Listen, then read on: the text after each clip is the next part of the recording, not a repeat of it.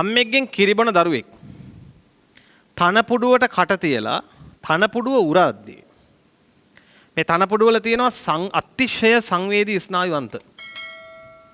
දැන් ඔය සමහර ඒ කියන්නේ තනපුඩුවක් හයියෙන් එහෙම දැන් ඔය හැමෝටම තියෙනවනේ. දැන් කොල්ල හරි ගමන්නේ තමන්ගේ තියෙන මේ චුටි මේ එර්මිනියටි වගේ හරි පොඩ මිරිකන බලහල්ලා හරියට රිදෙනවා.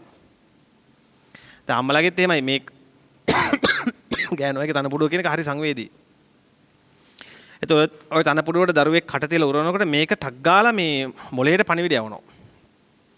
ටක් ගාලා මොළයට පණිවිඩ යවනවා. දැන් මම අහලා තියෙනවා මේ ඔය මුස්ලිම් රටවල් මැද පෙරදිග රටවල් වලට අපේ කාන්තාව යවනෝනේ ලැජ්ජ නැතුව අපේ රට. ශ්‍රේෂ්ඨ අභිමානවත් ජාතියක් තවත් ජාතියක වැසිකිලි අපද්‍රව්‍ය අදින්න යවනවා. මට ඒක ගැන නම් තියෙන්නේ මහා අමුතුම මේ දුකක්.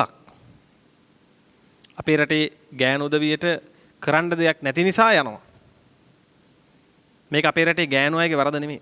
මේක අපේ රටේ පිරිමියාගේ වරදක් නෙමෙයි. මේක අපේ රටේ මෙච්චර කාලයක් මේ රට විනාශයට ඇදලා දාපු මෝඩ පාලක අම්බරුවන්ගේ වරදක්. පාලක අම්බරුව. දැන් අපිට එක පාරට එහෙ ඉන්න ගෑනු උදවිය පිරිමි උදවිය අපේ රටට ගෙන්න ගන්න බෑ. මොකද රටක ආර්ථිකය එක පාරට එහෙම එක පැත්තක් කඩලා දාලා බෑනේ. අපි ක්‍රමයෙන් තමයි දැන් නැගිටින්න ඕන. මේ රටේ කොච්චර තියෙනවද සංවර්ධනය කරන්න පැති. දැන් ඔය තියෙනවා සල්ෆියුරික් ඇසිඩ්. විද්‍යාගාරවලට සල්ෆියුරික් ගෙන්න ගන්න හරි මිල වැය කරන්න ඕන. සල්ෆියුරික් ඔය අපි සාමාන්‍ය කියන්නේ බැටරි ඇසිඩ් කියලා. එතකොට සල්ෆියුරික් හදන්න අමුද්‍රව්‍ය හොයාගන්නේ මුහුදෙන්. ඔයාලම හිතන්න අපි දූපතක්. දෙයනේ දූපතක් කියන්නේ මුහුදෙන් වටවෙච්ච එකක්. අපේ රට හරියට වැඩ කරොත් සල්ෆියුරික් වලින් ගොඩ ගිය හැකි. අපේ රටේ මිනිස්සු හරියට මේ පාලකයෝ මිනිස්සු මොන මගුලක් කරන්නද සල්ෆියුරික් එක්ක? මිනිස්සුන්ට කරන්න දෙයක් නැහැ. රටේ සාමාන්‍ය මිනිස්සු සල්ෆියුරික් හදන්නේ වෙරළේ ගිහින් මේ කුඩාරම් ගහගෙන මේක පාලකයෝ පටන් ගන්න ඕන දෙයක්. ඉතින් අපිට මේ එක පාරට මේ ඉන්න පාලකයින්ට මේ දොස් පවරන්න බෑ. මම මේ දේශපාලනයක් ඇදගෙන කතා කරනව නෙමෙයි.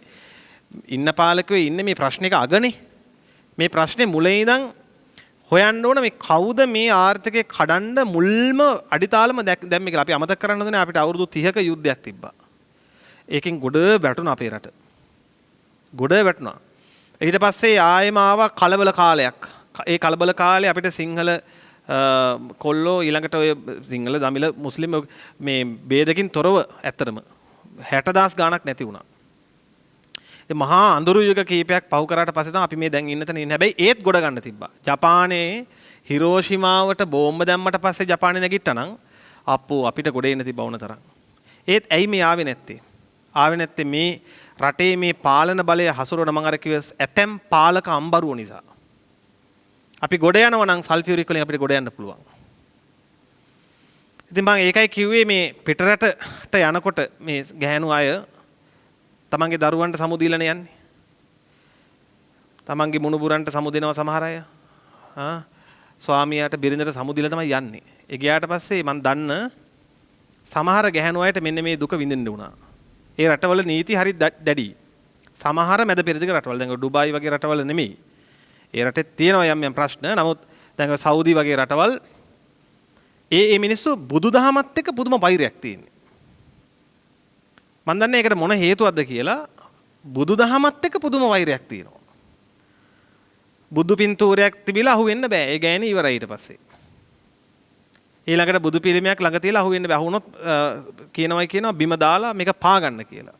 ඉතින් අඬ මේක කරනවා කියන සමහර අය. හවුහරණක් නැහැ ඊට පස්සේ අසරණ වෙනවා. ඉතින් මම දැනුවත්ව මම දැකලා තියෙනවා එක ගෑනු කෙනෙක්ගේ අත උණු තෙල් තාච්චියක ඔබලා. ඉතින් අවසානයේ මේ ගෑනු කෙනා අපේ රටට එනකොට මේ මස් නැහැ. ඇටකෝටු 5ක් තියෙනවා.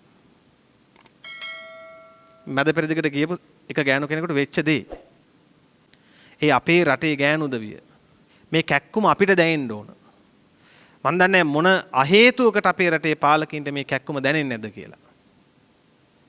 අපිට නැතු යනවා අපේ රටේ අපේ රටේ මේ පොල් ටික ගාගෙන අපූර්වට මේ අපේ රටේ සන්තෝෂෙන් හිටපු ගෑනු කෙනෙක්ගේ අත අපිට නැතු යනවා.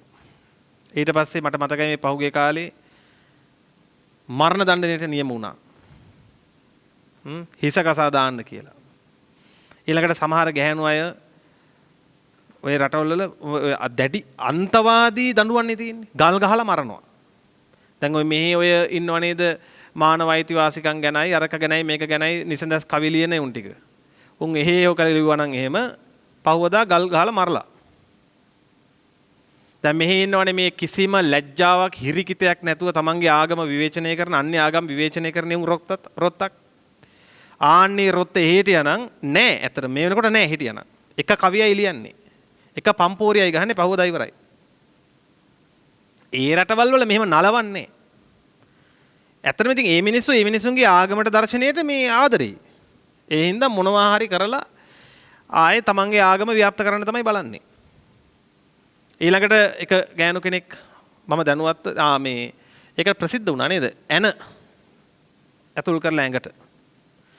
ඊට පස්සේ මම දැක්කා එක වීඩියෝ එකක එක ගෑනු කෙනෙක්ගේ කකුල් දෙක බලෙන් ඇඳේ දෙපැත්තට ඇදලා බැඳලා බලෙන් ඇඳේ දෙපැත්තට ඇදලා බැඳලා යෝනි මාර්ගයේ මෙහෙම එළියට විවෘත වෙන්න තියෙනවා. තියලා අර තියෙනවා මේ පෑස්සුමට ගන්න පෑස්සුම් වලට ගන්න ඔය වෙල්ඩින් කරන්න ගන්න දැල්ලක් ඔක්සි ඇසිටලින් කියලා කියන්නේ. මම දැක්කා ඒ જાතියේ දැල්ලක්. සමහර තව වෙන එකක් වෙන්න පුළුවන්. ඔක්සි ඇසිටලින් වගේ දැල්ලක් අර පෑස්සුම් වලට ගන්න වෙල්ඩින් දැල්ල ටිකක් අල්ලනවා අර යෝනි මාර්ගයකට හට ගන්නවා. අර ගෑණි මරලා තෝණි දෙනවා.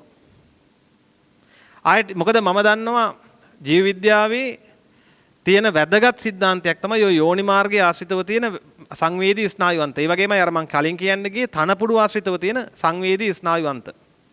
ඒතර මේ තැන්වලට එහෙම වේදනාවක් දෙනකොට මේ ගෑනු මනුස්සයා කොහොම ඉවසගෙන ඉන්නවද කියලා හිතා ගන්න බෑ ඇත්තටම. දැන් පිරිමි කෙනෙක් නම් මේක ශිෂ්ණයට ඇල්ලුවා වගේනේ. කොහොම ඉවසනවද කියන එක හිතන්න බෑ. ඉතින් මේ අර දහදුක තමන්ගේ ඉපදුණු ගම්බිම් අතෑරලා ගිහින් තමන්ගේ දරුව ඉතින් ගෑනු කෙනාට මතක් වෙන්නේ නැතිනේ. මරණ බය එනවනේ ඕනම කෙනෙකුට. මරණ බය එනවා. පව් මේ ගෑනු උදවිය. ඇත්තටම පව්. ඉතින් ඒ වගේ මම දැක්ක එක දඬුවමක්. ඒ ගෑනු කෙනාගෙත් මෙහෙම මේ අත්පය මෙහෙම අල්ලලා බැඳලා බිත්තියකට වගේ තියලා බැඳලා ඔය ඔක්සි ඇසිටලින් දැල්ල අල්ලනවා මේ තන පුඩු වලට. ඉතින් ඉවසන්න බැරි වේදනාවක් දැනෙනවා ඇති. ඉතින් මට නම් කියන්න තියෙන්නේ ඇත්තටම ඉතින් තමන්ගේ රටේ ඔය මොනවා හරි අලබතල කොලයක් හරි කාලා අලබතලාලයක් හරි කාලා මේ මඤ්ඤොක කොලයක් හරි කාලා තමන්ගේ රටේ ඉන්න. අමාරුම නම් ඉතින් කරන්න දෙයක් නැහැ. යන්න වෙනවා. හැබැයි අපේ රටේ පාලකයින්ට මීට වඩා රටේ මිනිස්සුන්ගේ දුක් වේදනා ගැන හිතන්න වෙනවා. දැන් මෑතක ඔය සාක්කලාපී එක රටක් තමන්ගේ රටේ මිනිස්සු විදේශ ශ්‍රමිකයෝ වෙලා ඉන්න පිට රටවල වල ඉන්න දුක් විඳින මිනිස්සු ඔක්කොම ආයෙ ගෙන්න ගත්තා. සුදුසු නෑ කියලා. මගේ රටේ මිනිස්සු මෙහෙම දුක් විඳින්න සුදුසු නෑ කියලා. අපි හරීම ලස්සනට තේජසක් ඇතුව ජීවත් වෙන්න පුළුවන් රටක මිනිස්සු. ස්වභාවික පරිසරයෙන් ආශිර්වාදලත් මිනිස්සු. ඉතින් මේකට පිට රටින් මිනිස්සුયો ගෙන්නගෙන මේ ස්වභාවික පරිසර පෙන්න සල්ලි ගන්න වෙලේ රට ඇතුලේ මොනවා හරි නිෂ්පාදන කාර්යක්ෂමතාවය දියුණු කරලා මේ පිටරට දුක් විඳින මිනිස්සු ටික රටේ තියාගන්න පුළුවන් වුණා නම් ඒක වටිනවා. ඉතින් බලන්න ওই දරුවෝ හරි දවසක උස්මහත් වෙලා මේ රටේ වැදගත් වගකිව යුතු පුටු වලට ගියොත් මේ රටේ ඉපදිලත් ඊට පස්සේ ආයේ වෙන රටවලට ගිහින් අසරණකමට ගිහිල්ලා දුක් විඳින මිනිස්සු ගෙන්න ගන්න ආයේ පුළුවන් නම් ඔන්න ඉලක්කයක් ඇතුව වැඩ කළා මම්මගේ රටේ මිනිස්සුන්ට ඒව සේවයක් කරනවා කියලා හරි හිතලා මේ තැන් වල මේ ගිහිල්ලා මේක එක මානසික ව්‍යාධිකාරීන්ට බැල මෙහෙවරකම් කරන එක නවත්තනවා මම කවදා හරි කියන චේතනාවෙන් වැඩ කරන්න. ඒ චේතනාවත් ඇති ඇත්තටම දියුණු වෙන්න නම්. හරි. රයිට්. එහෙනම් මතක තියාගන්න මම අර කිව්වේ අර තනපුඩුවේ කතාව. ඒ කියන්නේ අතිශය සංවේදී ස්නායුවන්ත සහිතයි. එතකොට දැන් දරුවෙක් තනපුඩුවට කට තියලා උරවද්දී මේ සිග්නල් එක එහෙම යනවා මොලේට.